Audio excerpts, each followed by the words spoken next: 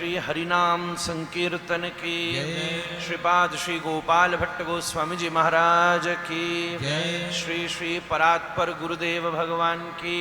श्री परमेष्ठि गुरुदेव भगवान की। दादा गुरुदेव भगवान की। श्री गुरु महाराज की। सदगुरुदेव भगवान की जय जय श्री राम।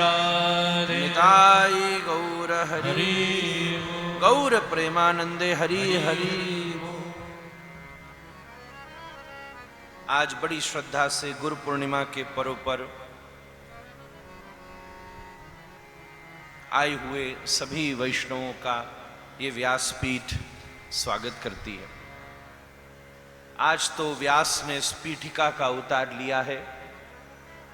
जैसे कृष्ण भागवत में प्रवेश कर गए, तिरोधाय प्रविष्टोयम श्रीमद् भागवतर्णवम, ऐसे ही कृष्ण द्वैपायन इस पीठ में प्रवेश कर गए, जिसे हम व्यास पीठ कहते हैं।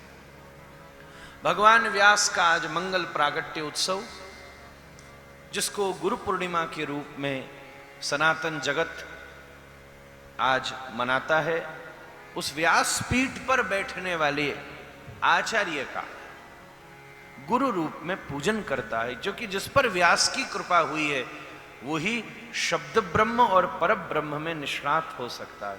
शाब्दे पारे च निष्णातम व्यासोच्छिष्टम जगत सर्वम। सारा जगत व्यास का झूठा है। इस दृष्टि से हम भगवान श्री कृष्णद्वैपायन व्यास के चरणों में हम आप सब प्रणति पूर्वक नमन करते हैं। भगवान व्यास के ऋण से जगत उर्ण नहीं हो सकता। जगत छोड़ो, जगदीश भी उर्ण नहीं हो सकता। कोई नहीं उर्ण हो सकता। भगवान का काम पुल बनाना होता है। राम जी सीता जी को पुल दिखा के कहते हैं ये मैंने बनाया। बद्ध सेतु, ऐसे भागवत जी में भी आया। भागवत जी ये व्यास जीव और ब्रह्म के मध्य उस पुल का ही निर्माण करते हैं, जो शास्त्र के रूप में हम सबका मार्गदर्शन करती है। व्यास पीठ पर बैठने वाला व्यक्ति जगत का सबसे बड़ा दानी है। भूरिदा जना, किसी को पानी पिलाओ एक दिन में 1 घंटे बाद प्यास लगेगी, किसी को भोजन कराओ शाम तक फिर भूख लग जाएगी, पर भगवान व्यास के द्वारा प्रकट हुए कोई सुभाषित की एक बात, भागवत जी की कोई एक बात उसको जीवन भर के लिए तृप्त कर सकती है। ये इसकी शोभा है। आप सभी वैष्णव बड़ी उदारता और आदर से अलग अलग बिलग बिलग स्थानों से यहाँ उपस्थित हुए हैं। अमृतसर, उसके बाहर। वैसे तो आनंद हुआ, मैं इस बार 7 दिन के क्रम में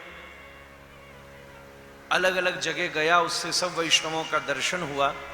पर उससे एक बात और हुई कि कुछ लोग अलसा भी गए। मुझे लुधियाना से ही मैसेज आ गया, महाराज जी आप वहां पहुंच ही गए थे। अब ऐसा जलंधर भी मैं चला गया था, फिर भी जिम्मेदार लोग उपस्थित हुए। मैं एक निवेदन करूं, यह केवल आपकी मान्यता तक सीमित नहीं रहता।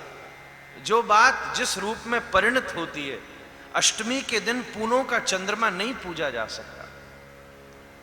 एकादशी के दिन अमावस्या के चंद्रमा की पूजा नहीं हो सकती। ये मेरा आग्रह नहीं है, ये शास्त्र का सिद्धांत निरूपण है।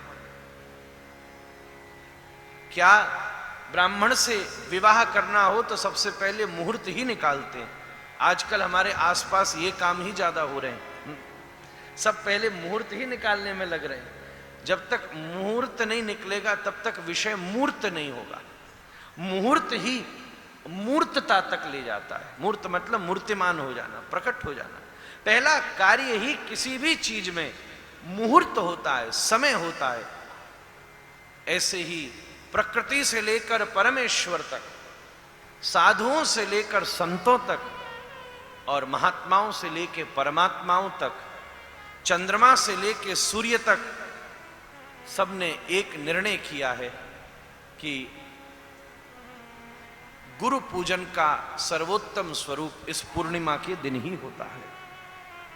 कर कभी भी सकते हैं, व्रत रोज होता है, पर जब वही व्रत 9 दिनों में होता है तो नवरात्रि हो जाती है। व्रत रोज रख सकते हो, पर एकादशी के दिन उसी क्रम को कर लो तो एकादशी का लाभ मिल जाता है। इसलिए आज के दिवस की महिमा दोहराई नहीं जा सकती। मुख्य दिवस तो यही है। मुझे बड़ी सुविधा हो अगर मैं वृंदावन रहूं, गुरु महाराज की आज्ञा से मैं आप सबकी सेवा में उपस्थित होता हूं। मैं पूजने नहीं आता, मैं आपसे सत्य कहूं, मेरी वो जो मुझे जानते हैं वो मेरा स्वभाव नहीं है। अपनी अपनी स्वभाव की धारा है सबकी। कथा में बैठा हो व्यक्ति बड़ा पसंद आता है, मुझे कोई उसकी आवश्यकता भी नहीं है। संतों ने अपने हृदय पर चढ़ा रखा है, जगत से पूजने की मुझे क्या जरूरत पड़ेगी महाराज। जिनके चरणों में 10-10 हजार लोग बैठते हैं, वो अपने पाश में विराजमान कर लेते हैं, इससे बड़ा मेरा क्या सौभाग्य होगा। पर मेरे यहां बैठकर उपस्थित होने का उद्देश्य, आप तिलक लगा के अपनी पूजा करते हो, आपसे तिलक लेकर मैं अपनी पूजा करता हूं, क्योंकि इस परंपरा की पूजा का विधान है। अपने गुरुदेव की इस परंपरा का संवाहन करके मैं उसका अभ्यास कर रहा हूं। आप अपना धर्म निभा रहे हो, मैं अपना धर्म निभा रहा हूं। स्वधर्म निधनम श्रेय, अपना धर्म ही परम श्रेय को प्रदान करता है। आज मेरे साथ सब जो विप्र मंडली, मेरे सब पार्षद, मेरे सब आत्मीय, मेरे सब स्वामी जन, सही बात तो ये सब बैठे हैं। मैं जो कहता हूं वो ये नहीं करते, जो ये कहते वो मुझे करना होता है। तो सबका ऐसा मनोभाव था। महाराज जी चाहे किसी भी क्रम में रहा हो, आज जिस प्रकार आप श्री राधा रमण जी की सेवा में उपस्थित होते हैं, आज उसी परिवेश, उसी स्वरूप में, क्योंकि उनके चरणों में ही रहना हम लोगों के लिए पूज्य होना है, नहीं तो उसका क्या उद्देश्य है। उस अपरस में ही अवस्थित रहें। शारीरिक अपरसता तो यहां संभव नहीं थी, पर आवेश मानसिक अपरसता को प्रकट करता है। उसी दृष्टि से बड़े महाराज जी गेरुआ पहनते थे, पिताजी महाराज सफेद पहनते थे। गेरुआ में सफेद मिला दो तो पीला हो जाता, ये उसका परिवेश। तो आज हम सभी इस आदर्श के लिए इस गुरु पूर्णिमा के पर्व पर उपस्थित हुए हैं। इस पर्व की, इस दिवस की महिमा बहुत पहले से, आज का दिन व्यास के आने से तो पुण्यमय है ही, पर श्रेष्ठ आचार्य आने में भी किसी श्रेष्ठ दिन का ही सहारा लेते हैं। दीपावली सदा से लक्ष्मी पूज्या है, राम भी आते हैं तो और आनंद हो जाता है। आज दिन में, वर्ष में सबसे श्रेष्ठ चंद्रमा के पूजन का दिवस है। जैसे हम करवा चौथ के दिन चौथवी वाले चंद्रमा को पूजते हैं, अहोई अष्टमी के दिन अष्टमी वाले चंद्रमा को पूजते हैं, ऐसे ही ये शरद पूर्णिमा का चंद्रमा, गुरु पूर्णिमा का चंद्रमा भी अत्यंत, आज चंद्रमा को अर्घ्य देने का वैदिक आज्ञा है। उस उपासना के क्रम में भगवान व्यास का प्राकट्य हुआ। तो ये अत्यंत महत्वपूर्ण दिवस है। आप सब उसके महत्व को बड़े आदर्श से समझते हैं और गुरु परंपरा पर पूर्ण निष्ठा रखते हैं, यही उसकी सबसे बड़ी बात है। इन 6 दिनों में, 7 दिनों में श्रीमद् भागवत में वर्णित जनक नवयोगेश्वर संवाद पर बड़ी गंभीर और साधना और विवेचना और मंथन और चिंतन से युक्त श्रीमद् भागवत की विलक्षण चर्चा का प्रवाह यहां चला। जैसे नित्य प्रति का चंद्रमा धीरे धीरे विकसित होता हुआ पूर्णिमा के दिन पहुंचता है, ऐसे ही पिछले 7 दिन से हम सब भी अपने मानस चंद्रमा पर भागवत के प्रतिबिंब को, भागवत की दिव्य रश्मियों से प्रतिबिंबित होकर चमत्कृत होते हुए आप अपने मानसिक स्वरूप को चंद्रमा की तरह विस्तृत कर रहे थे। और मेरी पूरी अपेक्षा है कि जैसे आज चंद्रमा को पूर्णता मिली है, हमारे भजन को भी पूर्णता की प्राप्ति हो जाएगी। आप सब जन इस मंगल परिवेश से आज उपस्थित हुए हैं। ये वैष्णव पीठ महाराज श्री के द्वारा प्रदान किया हुआ अमृतसर को उपहार है। आम्र महोत्सव के दिन जो उपस्थित था उसने दिव्य लीला का दर्शन किया। अर्चा विग्रह भगवान का साक्षात प्रकट स्वरूप है, ये मूर्ति नहीं है, गौर हरि साक्षात विराज रहे हैं। गौशाला यहां है, हम लोग अपनी औकात से यहां कुछ नहीं कर सकते, हम जो कर सकते थे वो तो कब का करके हारे बैठे थे, और हारे का सहारा गौर हरि है महाराज। श्रीमन महाप्रभु आकर विराज गए और ये आनंद हो गया। महाराज जी, बड़े महाराज जी ने कृपा पूर्वक इस स्थान का निर्माण किया। ऐसा ही स्थान जो लुधियाना में है, वहाँ लुधियाना का प्रतिनिधित्व करते आए हैं। ऐसा ही स्थान जो जलंधर में है, जलंधर का सब परिकर वहाँ पहुँचा है। मैं कुछ दिन पहले गया, जलंधर परिकर ने महेश जी बैठे, खन्ना साहब बैठे, महेंद्र जी, सब लोग बैठे। बड़ा सुंदर कार्य गौ काष्ठ का वहाँ किया, जिसमें गाय के गोबर से निर्मित लकड़ी यज्ञ आदि क्रियाओं में काम में आती है। अगर वो प्रोजेक्ट वहाँ सफल रहा तो उसको यहाँ भी अवस्थित करने का विधान होगा, जिससे गैया का गोबर बहुत सुंदर रूप से परिणत हो सके। इसी प्रकार सब जगह स्थान तो और भी सैकड़ों जगह हो सकते हैं, कई लोग तैयार भी बैठे हैं, पर मेरे ही मन की ये मनोकामना थी कि पहले मैं गुरु महाराज का कार्य पूरा कर दूं, फिर अपनी कल्पना का कार्य प्रारंभ करूं। जिस दिन 2010-15 अक्टूबर को महाराज श्री का तिरुभाव हुआ तो मैंने एक बक्सा लगाया था जिसमें अपने उद्देश्यों को ताला मार के बंद कर दिया था।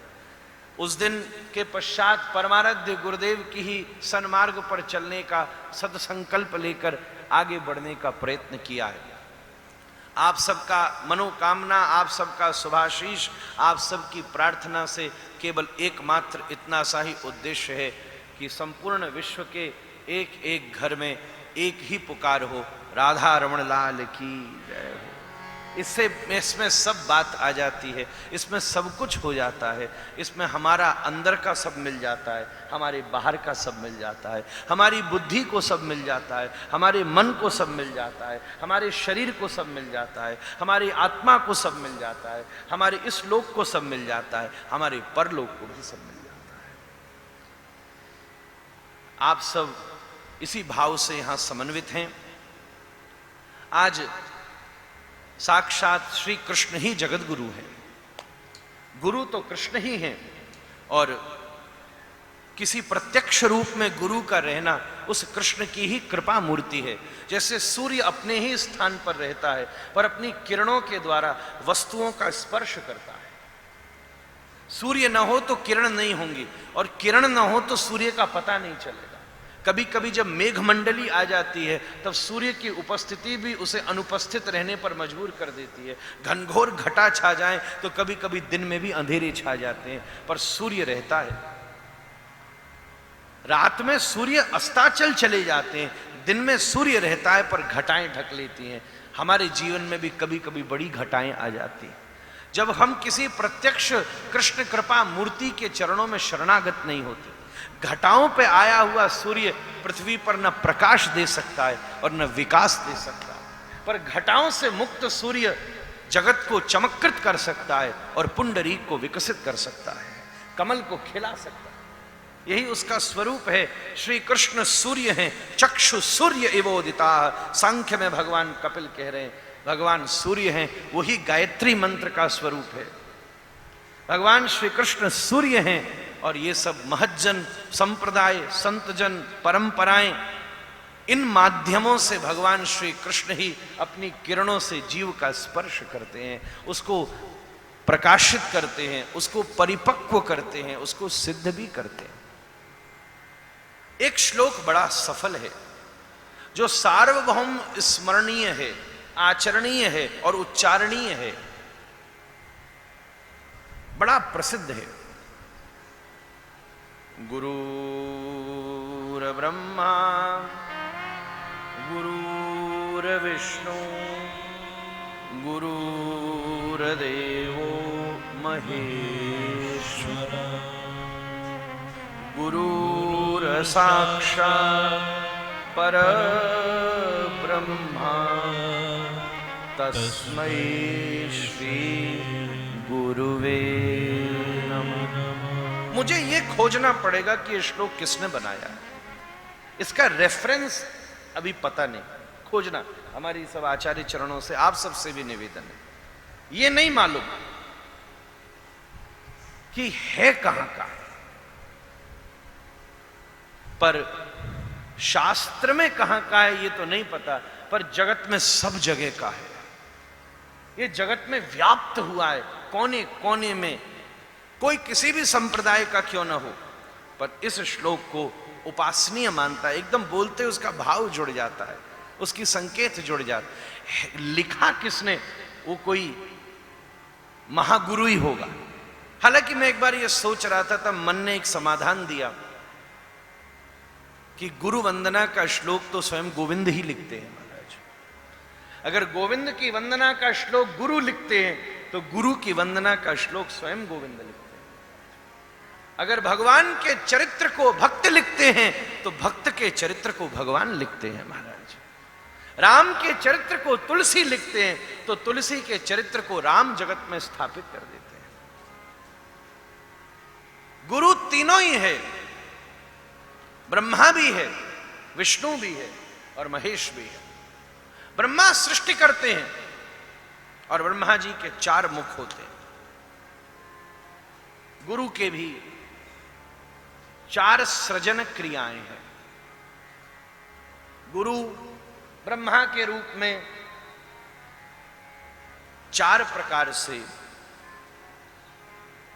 4 चीजें प्रदान कर देता है। अगर मैं वृंदावन की दृष्टि से देखूं तो सबसे पहले अध्यात्म जगत की सृष्टि करना गुरु नामक ब्रह्मा की जिम्मेदारी है, और उस आध्यात्मिक सृष्टि की क्रिया को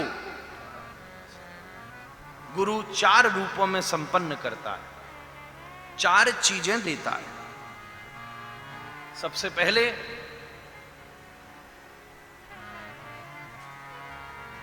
मंत्र देता है, मंत्र देता है।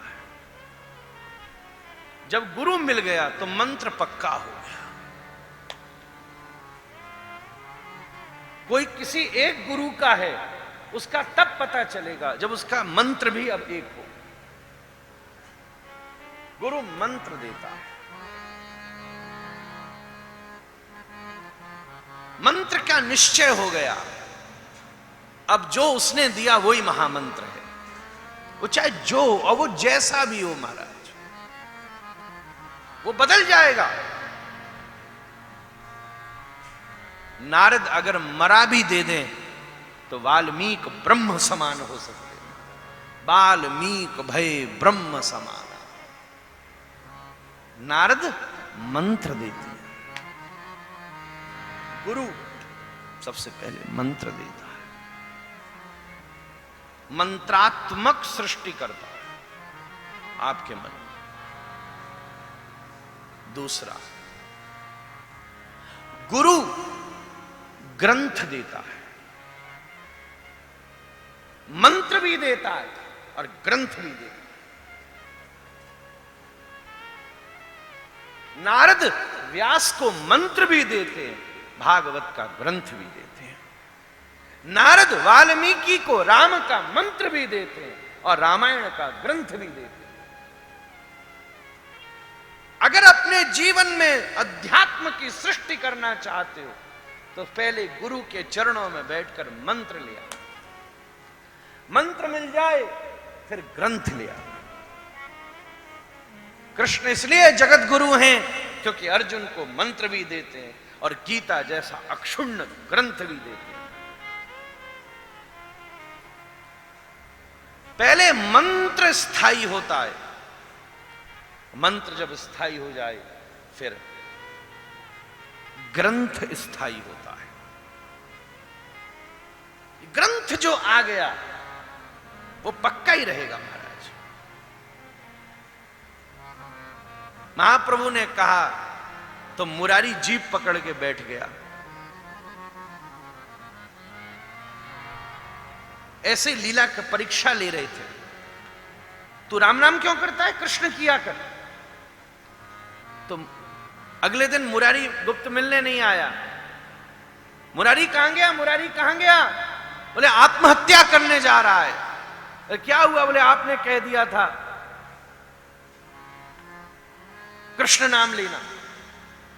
बुला उसको। आया तो जीप पकड़ रखी थी। बोले आपने कहा था कृष्ण नाम लेना, मेरा मैं क्री कहता हूं तो क्री के र से र होके राम हो जाता, मैं क्या करूं? आपकी आज्ञा का उल्लंघन भी नहीं कर सकता, इसलिए मरने जा रहा।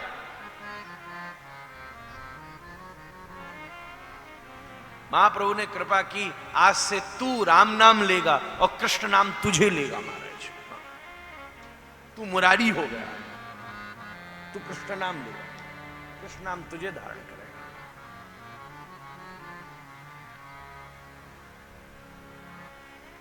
गुरु मंत्र देता है, इसलिए परमात्मा भी गुरु है जो दे दे। गुरु ब्रह्मा 4 रूपों में, गुरु मंत्र देता है, गुरु ग्रंथ देता है, गुरु इष्ट देता है। जब तक इष्ट नहीं होगा तब तक सब नष्ट होगा, तुम्हारी भक्ति और श्रद्धा भी नष्ट हो जाएगी। पुष्चलियों की तरह, मंगताओं की तरह इधर से उधर घूमते रहोगे महाराज, आज इस दर और कल उस दर। ब्रज की कहावत है, महाराज जी कहते 7 मामाओं का भांजा घर भूखे ही वापस लौटता है।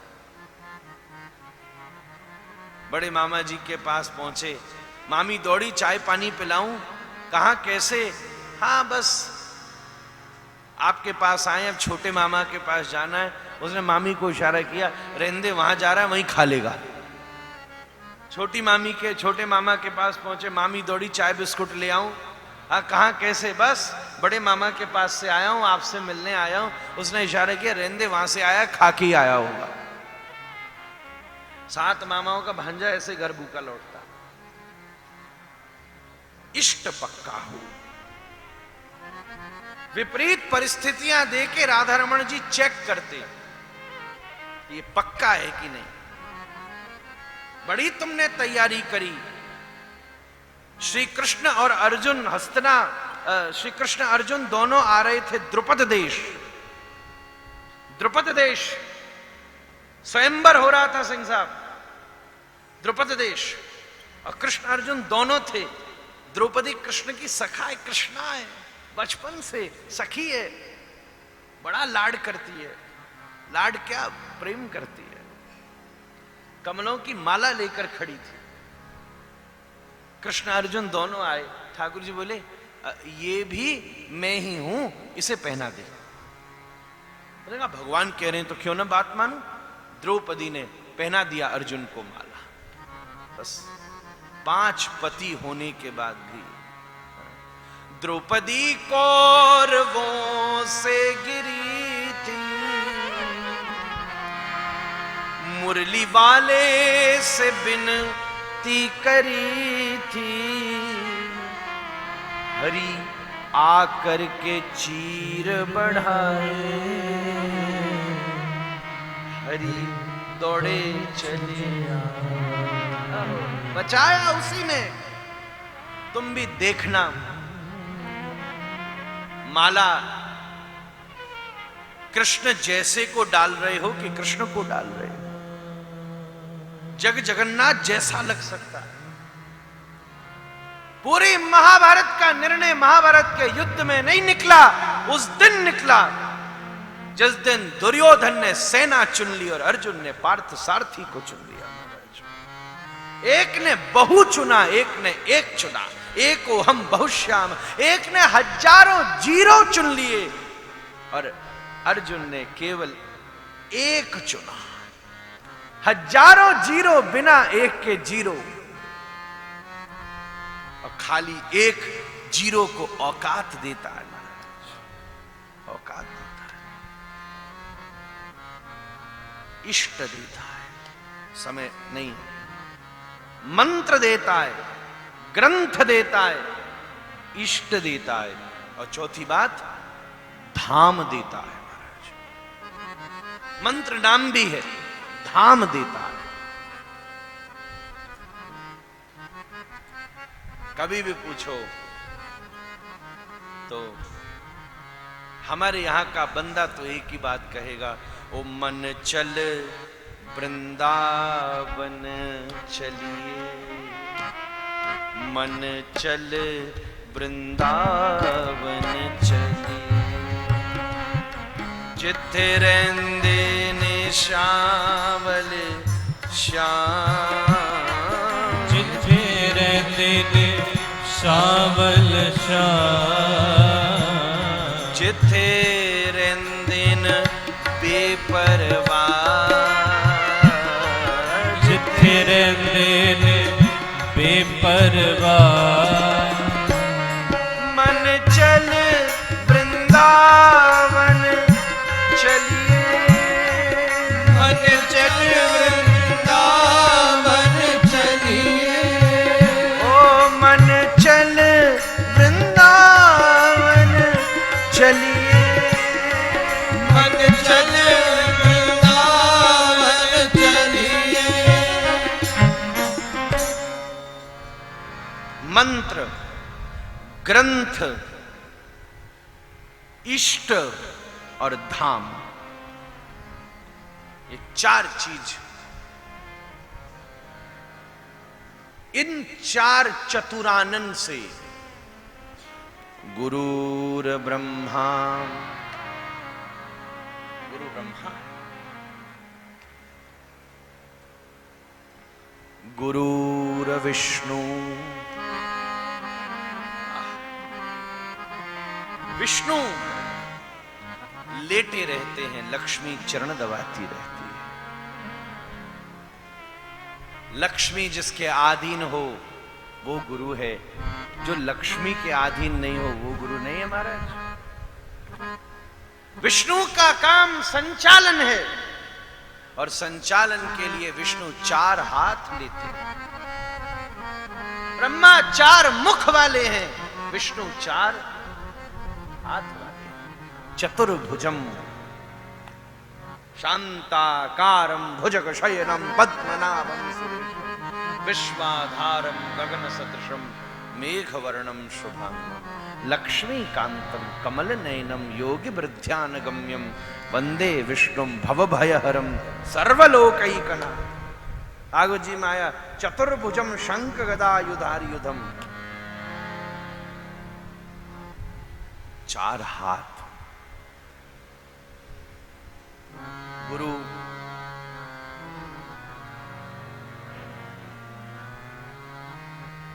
हाथ से विष्णु संरक्षण करते हैं,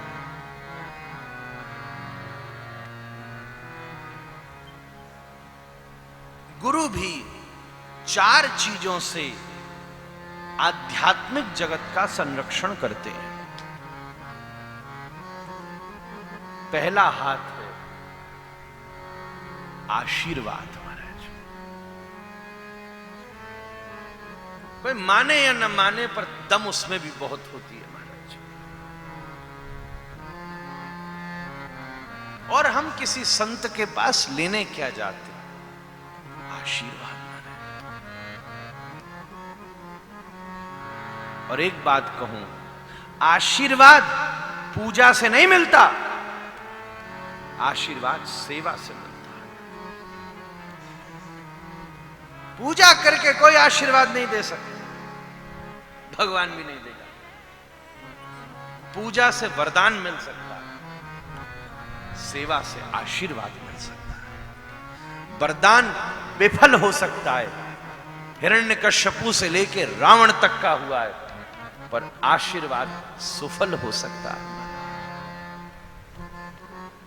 सबसे पहले गुरु आशीर्वाद देता है। जिसके पास आशीर्वाद की सामर्थ्य हो, और देगा भी वही जिसको मिला हो। जो कमाया ही नहीं वो देगा क्या, हुआ ही नहीं तो देगा क्या महाराज। सेवा करने की वो मेवा आशीर्वाद ही है महाराज। मेवा इकट्ठी हुई जब तो बटेगी महाराज। एक हाथ आशीर्वाद है, दूसरा हाथ वचन है महाराज। आशीर्वाद अप्रत्यक्ष हो सकता है, प्रवचन अप्रत्यक्ष नहीं हो सकता। कथा, प्रवचन आशीर्वाद अप्रत्यक्ष भी हो सकता है। गुरु महाराज अपने धाम में विराज के भी आशीर्वाद दे सकते, पूर्वज पिता अपने लोक में बैठ के भी पितर अपने आशीर्वाद को दे सकते। आशीर्वाद अप्रत्यक्ष भी हो सकता है, पर वचन तो प्रत्यक्ष ही होगा। उपदेश, आदेश, मंगलानुशासन, वचन, प्रवचन, और ये सबको एक साथ बोलना हो तो हरि कथा। हरि कथा। गुरु आशीर्वाद देता है, गुरु वचन देता है, वचन से मतलब शब्द देता है, उपदेश देता है। तीसरी बात, गुरु संरक्षण करता है, पहले आशीर्वाद से, फिर संरक्षण मतलब मेंटेनेंस। विष्णु का काम क्या है? मेंटेनेंस। महेश जी, मेंटेनेंस। अमृतसर वाले महेश जी तो हमारे पास हैं, जलंधर वाली भी, आज तो दो दो महेश बैठे। गुरुदेवो महेश्वरा।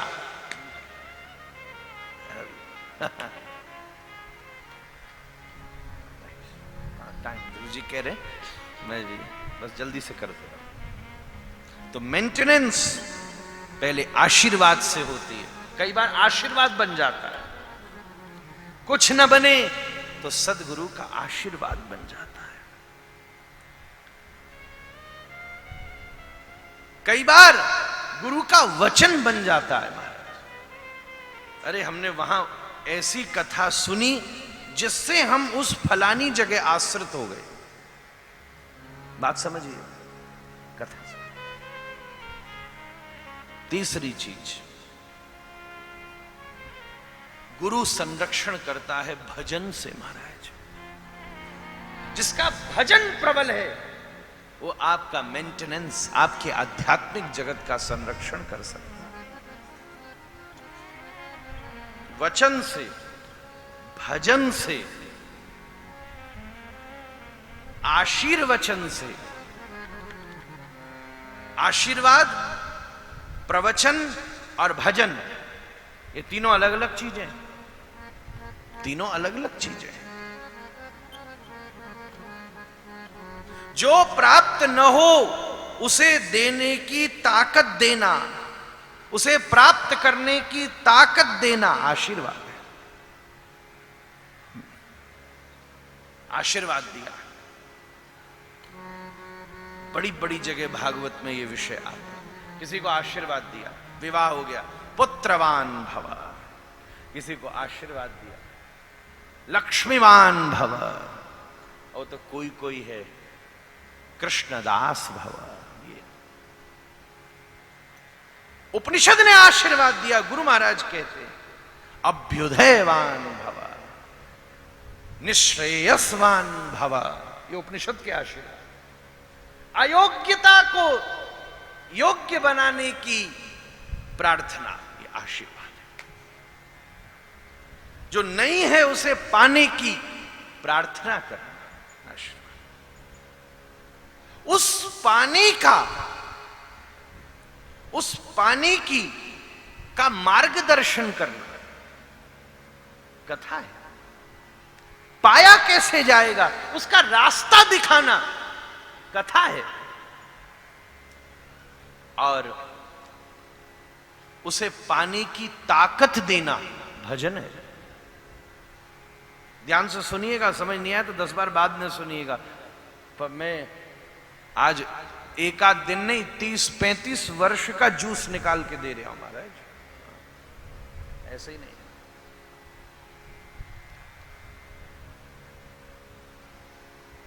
आशीर्वाद, प्रवचन, भजन और अंतिम चीज है गुरु क्या देता है? प्रसाद देता है महाराज। ये चार ही चीज मिलेंगी उसके पास। प्रसाद मिल जाएगा। ले भाई कुलिया ले जा। कुलिया, कुलिया का मतलब है महाप्रभु को ले जा। ऊपर से गेरुआ और भीतर से सफेदा, सन्यासी के वेश में गौरांगी और श्याम सुंदर श्री राधिका विराज। कुलिया ले जा, प्रसाद ले जा। प्रसाद का अर्थ है प्रसन्नता ले जा। प्रसादस्तु प्रसन्नता। वो प्रसाद का हाथ बढ़ाता है, वो भजन का हाथ बढ़ाता है, वो प्रवचन का हाथ बढ़ाता है और वो आशीर्वाद का हाथ बढ़ाता है। ये चार हाथों से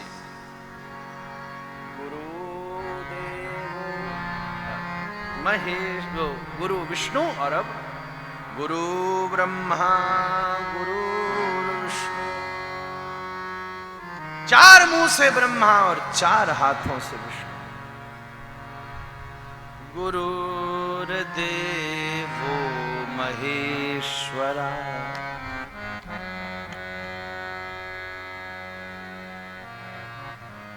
महेश्वर जब प्रलयंकर होते हैं महाराज, प्रलय करते हैं भगवान शंकर, तो 5 मुंह के हो जाते हैं। प्रलयंकर शिव 5, ऐसे तो एक मुंह के हैं, पर जब प्रलय करते हैं शिव तो पंचानन, भगवान शिव पंचानन।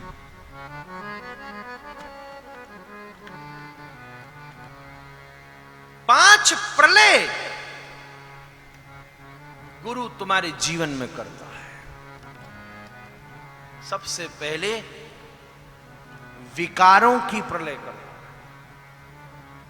जीवन से विकार की निवृत्ति हो, वो चाहे आहार रूप में है, चाहे वो व्यवहार रूप में है और चाहे वो विचार रूप में। इन विकारों की अनर्थ निवृत्ति, इन विकारों की निवृत्ति महेश्वर रूपी गुरु का पहला मुंह है। विकारों की पहले विकार दूर करता है, फिर आकार दूर करता है। आकार, आकार से मेरा अर्थ समझिएगा। आज की बात को बहुत दिमाग लगाना पड़ेगा जीरा। आकार, आकार का मतलब है अपनी स्वरूपा शक्ति, अपनी देहा शक्ति। आकार का अर्थ है अपनी परिकल्पना। एक बहुत बड़ी रूपवती थी महाराज, बहुत बड़ी, सब उस पर मुग्ध होते थे, पर वो बुद्ध पर मुग्ध होती थी। कहती थी सब मेरे पास आते, बुद्ध मैं तुम्हारे पास चलकर आती, तुम मुझे देखते नहीं। बुद्ध बोले मैं भी आऊंगा, तू मुझे बुलाने लायक हो जा, मैं आऊंगा। एक दिन बीमार पड़ी, शरीर से कोढ़ चुचाने लगा, बदबू आती थी। मोहल्ले वालों ने मोहल्ले से निकाल दिया, गांव वालों ने गांव से निकाल दिया। बाहर पड़ी थी, अकेली सोचती थी, प्यासी होती थी, तो बड़े बड़े केवड़े के जल स्वर्ण पात्रों में आ जाते थे। आज अकेली पड़ी हूं, उसी समय दूर से आवाज आई, सुंदरी ओ चौकी, ये कौन? देखा तो सामने से महात्मा बुद्ध चले आ रहे। बोले अब तू किसी और को बुलाने लायक नहीं रही, तब मैं जीवन में उपस्थित हूं। जब कोई नहीं होता तब मैं आ जाता हूं। आकार से मुक्त कर दिया। यहां तिलक लगाया, धोती कुर्ता पहना, वैष्णव बैठा होगा, अमृतसर का कोई आदमी पहचानेगा? हमारे आनंद सिंह बैठे, धोती कुर्ता तिलक लगाए, बड़े से बड़ा अफसर कहेगा क्या हो गया भैया? भैया ये बैठे बड़े बड़े महाराज, को पूछेगा जियालाल क्या हुआ? हा?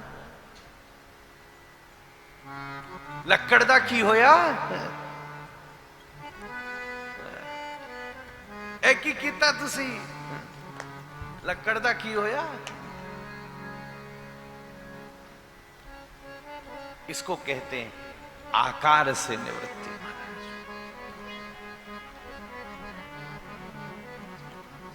विकार से की प्रलय करता है गुरु, आकार की प्रलय करता है गुरु। आहा, बड़े बड़ों के आकार बदल जाते हैं महाराज। बैठे बड़े बड़े बैठे अमृत बड़े बड़े पूछेंगे आहूजा जी कि कीता तुसी कपड़े जला देते क्या? बड़े बड़े पूछे काउंसलर महोदया क्या हुआ आपको? बड़े बड़े लोग पेट पे चक्कर में पड़े, तुसी पीठ के चक्कर में पड़ी हो। आकार से मुक्त कर देता। पहले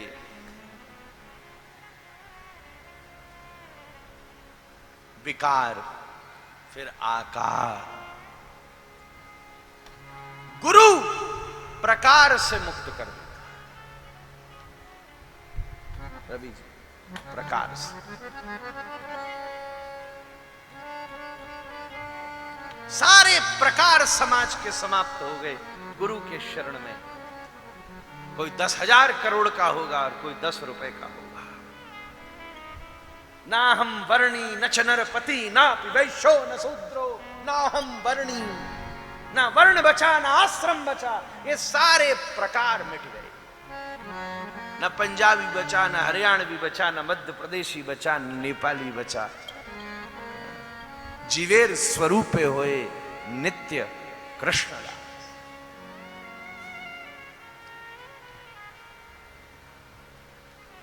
अरे बड़े बड़े प्रकारों से मुक्त कर देता है। बकरी और सिंह साथ बैठ जाते हैं गुरु के शरण में महाराज। साथ बैठ जाते हैं सर्प और मूषक। साथ बैठ जाते हैं सिंह और नंदी, क्योंकि प्रकार समाप्त हो गए। विकार से मुक्त करता है, आकार से मुक्त, प्रकार से मुक्त करता है। एक छोटी सी बात कहूं और, गुरु व्यवहार से भी मुक्त करता है।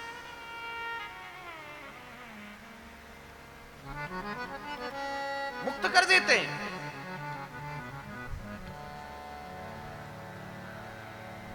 कृष्ण ने अर्जुन का आकार भी बदला। श्री कृष्ण ने अर्जुन का विकार भी दूर किया। श्री कृष्ण ने अर्जुन के प्रकार को, बड़े प्रकारों में फंसा था।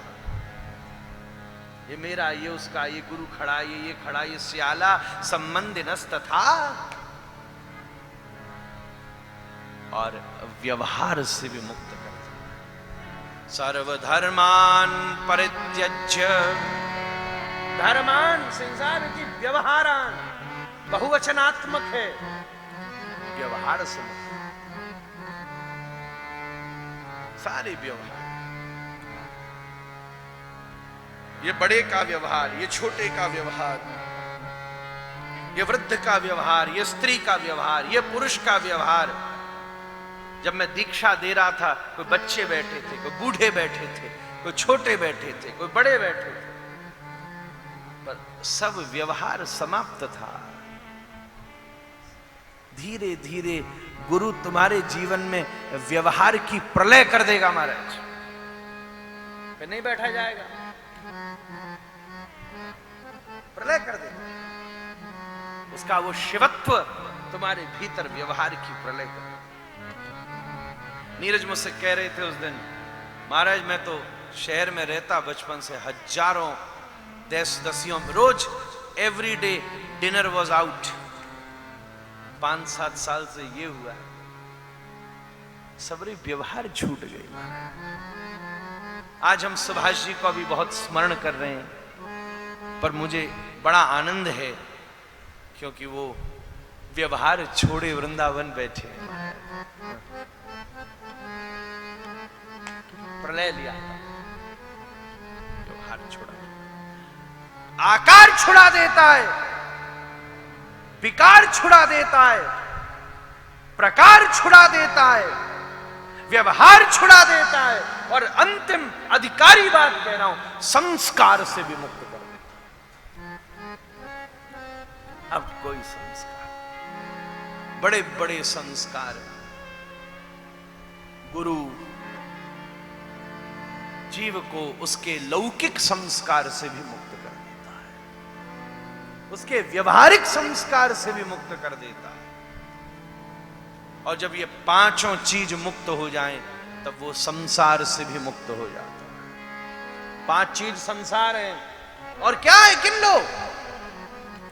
विकार संसार है, प्रकृतिम विकृतिम, महदाद्य प्रकृति विकृति सप्तः, षोडश कस्तु विकारो न प्रकृति न विकृति पुरुषः। सांख्य कह रहा है संसार विकार है, संसार आकार, कर्मेंद्रियां ज्ञानेंद्रियां आकार है, संसार प्रकार है, रजोगुण तमोगुण सतोगुण प्रकार है, संसार व्यवहार है, बड़े बड़े प्रकार के व्यवहारों में जीव उलझा हुआ है। देहिस्तिमं सुहृद्रोभिमतं त्यजध्वम् धर्मम भजस्व सततम त्यज लोक धर्मान सेवत्स साधु पुरुषान जहि काम तृष्णा। और संसार संस्कार है, पूर्व जन्म का वर्तमान संस्कार। जब ये पांच मुड़ जाए तो संसार से भी प्रलय हो जाती है। इस प्रकार रवि जी बिल्कुल फ्रेश माल खिला रहा हूं महाराज, यहीं बैठ के। ताजी जलेबी खाई हो तुमने कभी, घुमा घुमा के सीधी कढ़ाई से तुम्हारे दोना में आई हो महाराज। गुरु ब्रह्मा गुरु विष्णु गुरुदेवो महेश्वरः गुरु साक्षात परब्रह्म। चार मुंह से सृष्टि करता है, चार हाथ से संचालन करता है, इन पांच मुंहों से प्रलय करता है। तब कहा जाता है गुरु ब्रह्मा है, गुरु विष्णु है और गुरु महेश्वर है। और अंतिम बात कही परब्रह्म। परब्रह्म उसे कहते हैं जो व्यष्टि समष्टि, जो अन्वय इतर, जो निमित्त उपादान, इन दोनों व्यवधानों से मुक्त होकर हरि व्यापक सर्वत्र समाना, सार्वभौम स्थित होकर अपनी कृपा का मंगल संधान करे। गुरु परब्रह्म कैसे है? क्योंकि वो कहीं भी स्थित होकर अपनी कृपा का परिवर्षण करता है। जैसे ईश्वर प्रेम ते प्रकट हुई मैं जाना, गुरु की कृपा चार प्रकार से होती है। फिर चार, एक स्मरण से, बैठे बैठे बैठे बैठे कभी कभी किसी गुरु को तुम्हारा स्मरण आ जाए महाराज, कोई खबर आ जाए, कोई घूमता आ जाए, महाराज पूछ रहे थे गुरु महाराज तुम्हारे बारे में, समझ देना उस दिन तू है बड़ भाग सखी, नंदलाल तेरे घर आवत है।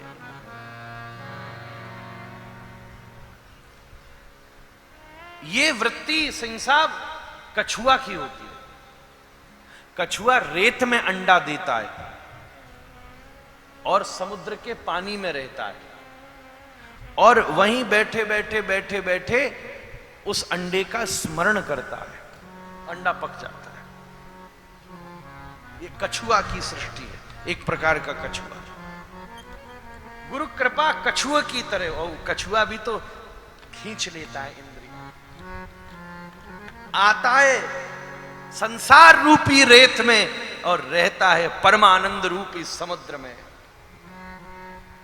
और जब कोई आया पर जाती है तो अपनी इंद्रिय निरोध कर लेता, और भक्ति की सृष्टि कर जाता है संसार। तुम्हारे अंतःकरण की रेत में भक्ति डुबा जाए, स्मरण करके उन्हें पका देता है। कछुए कृपा होती है दृष्टि से, बस दृष्टि पड़ जाए।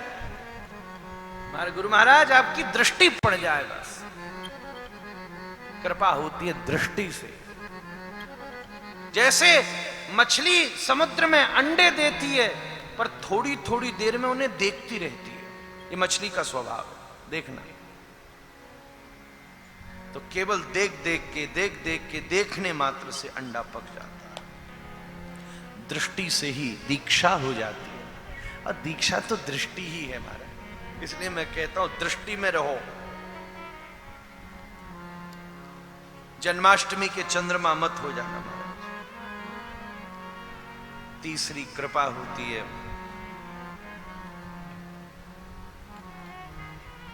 शब्द से।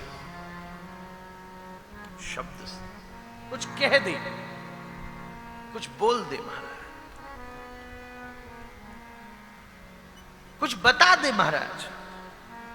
कल हम सिंह साहब बात कर रहे थे याज्ञवल्क्य जी, और मुझे से वहां महर्षि वाल्मीकि जी राम जी को स्थान दिखा रहे। शाब्दिक कृपा। एक पक्षी होता है कुरर, दत्तात्रेय की का गुरु है वो, उन्होंने वही शिक्षा ली है उससे। कुरर पक्षी अंडे जमीन पर देता है, पर आसमान पर उड़ता रहता है उसके आसपास, और अलग अलग प्रकार की एक विशेष आवाज निकालता है, उससे उसके वो अंडे पकते हैं। ऐसे शब्द से। और अंतिम बात कही है, गुरु कृपा होती है स्पर्श से।